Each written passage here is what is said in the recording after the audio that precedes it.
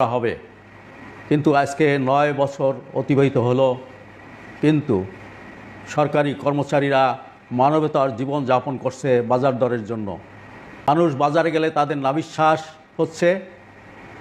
তাই আমি মনে করি নতুন সরকার গঠন হয়েছে কয়েকদিন পূর্বে,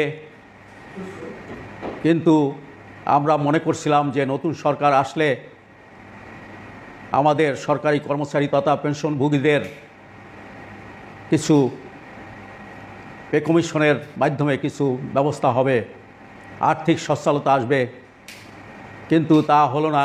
সরকারি কর্মচারী তথা পেনশনভোগীদের জন্য থোক বরাদ্দ থেকে কমের পক্ষে 30% মহার্ঘ ভাতা যদি সরকারি কর্মচারীদের জন্য ব্যবস্থা করেন, তাইলে সরকারি কর্মচারীরা কিছুটা হলেও স্বস্তির নিঃশ্বাস ফেলবে।